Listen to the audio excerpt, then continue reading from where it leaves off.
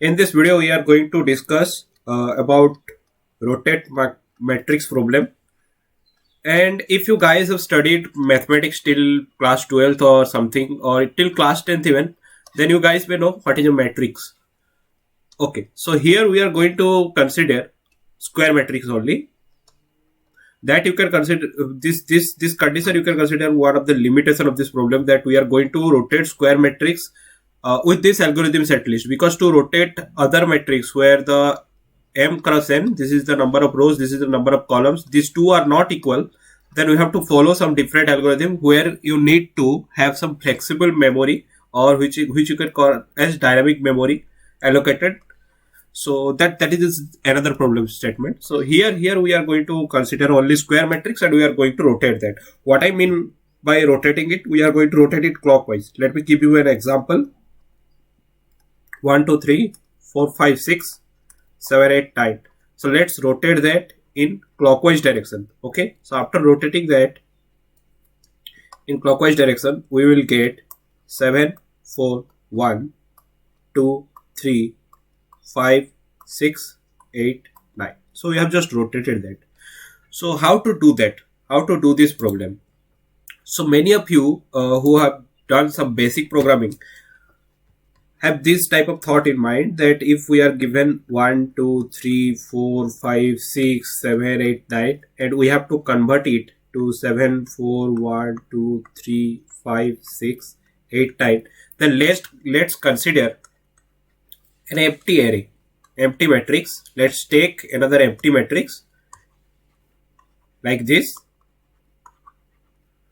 and let's put all the values to make this matrix equal to this. Like we have to put this value at this position, we have to put this value at this position, we have to put this value at this position, and we have to put, sorry, this is the 3, this is 9, and this value at this position. So likewise we can make this matrix. But one thing to notice, that you are taking some extra space here.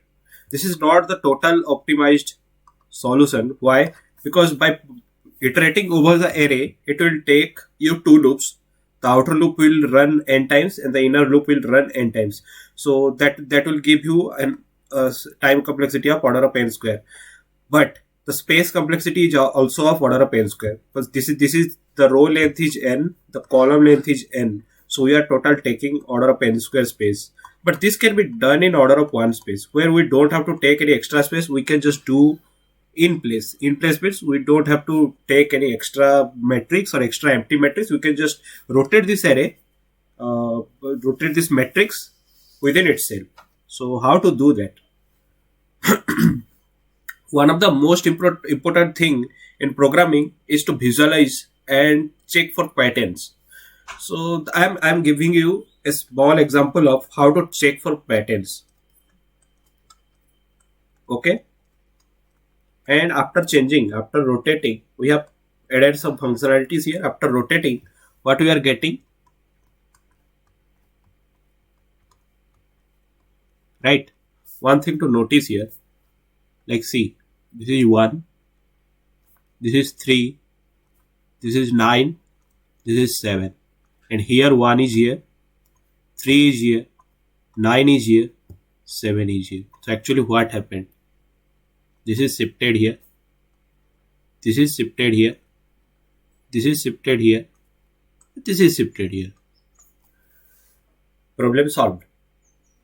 The thing which I want to say, you can just rotate 1 3 9 7 in place. You don't need to consider something else. You can just consider another variable where you have to store 1, and you can put 1 here. After that you can put 3 here, you can put 9 here, and you can put 7 here. So this way you can do that, and it's pretty easy.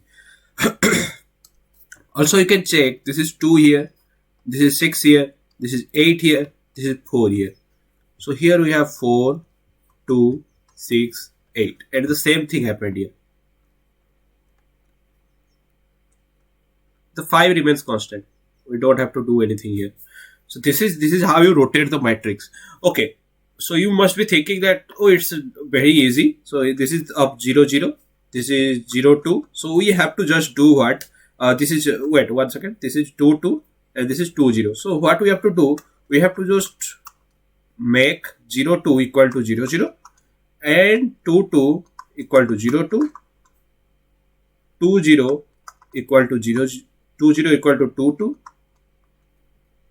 and 0 0 equal to 2 0, and we are done. Actually, you are not done.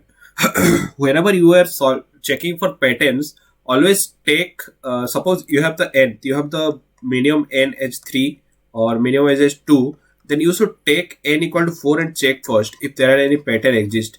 You do not jump right into the conclusion that this is the actual pattern. On this pattern we can do that 5 will be constant and something. So I am going to take a 4 into 4 array as well, just to show you that there are something else also which you need to understand while solving this problem. So this is 1 2 3 4 5 6, sorry, 1 second, let me clean that. 1 2 3 4 5 6 7 8 9 10 11 12 13 14 15 16. Okay, so now this can be changed to 13 9 5 1 2 3 4 6 7 8 10 11 12 14 15 16. So you have to check one thing, that these things have been, the algorithm in this case is remaining the same. They are just doing this is just doing here, and this is just coming here, and this is just coming here. Nothing extra. Here you have to see, this is coming here, this 8 is coming here, this 15 is coming here, likewise this 3 is coming here. Okay, but it is not the end of the call. You have just considered the outer loop, the outer layer, but inner layer still remains. You have to change this as well. Like you can see, 6 is here, 7 is here, 11 is here, 10 is here. So 6 7 11 10. So one thing you must notice, that in case of 3, we did not have this layer concept. Okay, you have to just change the outer layer. The inner layer 5 was constant.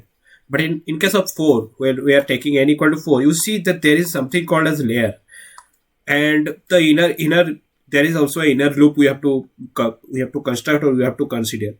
So are we missing something? Yes, we are missing something. In 3 also the layer is present, but the layer is 0 here, and the layer is 1 here. So always remember, if not remember, just check if n equal to 4, the number of layers is n by 2. If n equal to 3, the number of layers is n by 2 again.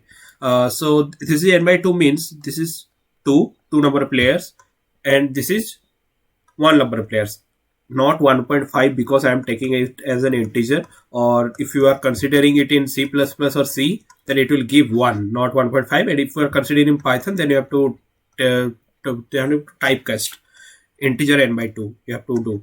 So if there are n into n cross n matrix, then there are n by 2 layers, and this layer is now integer. Okay, you have to take the floor, I can say, if you understand what floor is.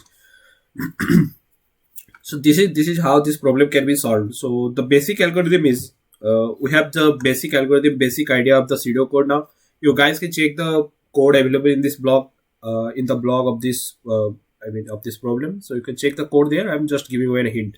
So the thing is, you have to check all the layers. So for the layers, you have this is for the layers. You have an outer for loop, okay, for the layers, which goes till n by 2. And inside here, another thing to notice, that 1 2 3 4 5 6 7 8 9 10 11 12 13 14 15 16. So you have to consider this column, and this column.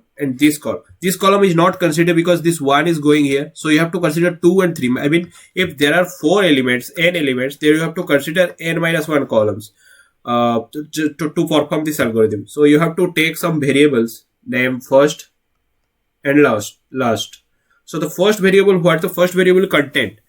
This variable will contain the number of the layer, in which layer you are currently, and what the last variable will contain? It will contain n minus 1 minus layer. What this will represent? This will represent the number of columns you actually have to consider during this rotation or during applying this algorithm.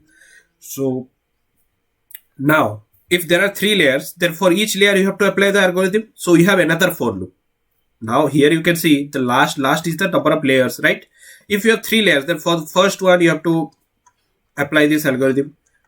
For the second one, you have to again apply this algorithm. At 8 will go 15, then 15 will go to 5, likewise. So we have to consider another for loop for this layer thing, which what layer thing, layer from 0 to n by 2, not from 0 to n by 2. You have to consider from first to last, because first is the initial layer and last is the column number you have to consider. So yeah, this will go from, not from layer to layer. This will go from first to last. Okay. So then after that, here we have to perform this algorithm. This algorithm I have just explained. You guys can code that out very easily. Like you can see here this thing will be going here. This thing will be going here.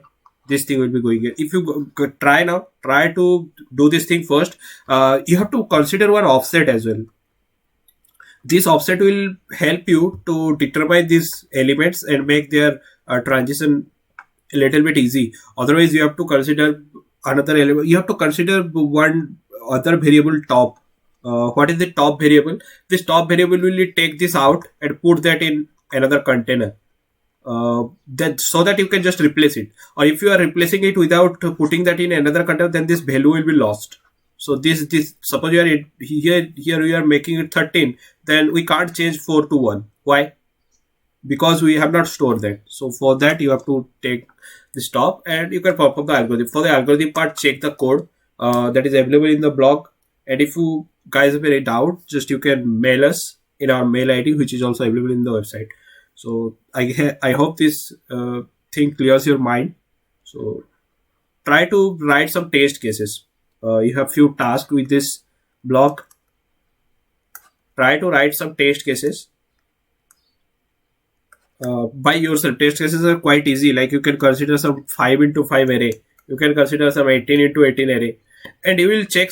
You will find a very, very interesting thing here, that how the time complexity is varying and how you have to change some parts of the code to consider this 18 into 18 or 52 into 52 types of matrices. Okay. And other thing, try to perform the same problem in anti-clockwise direction, anti-clockwise rotation. Okay. So see you in the next block.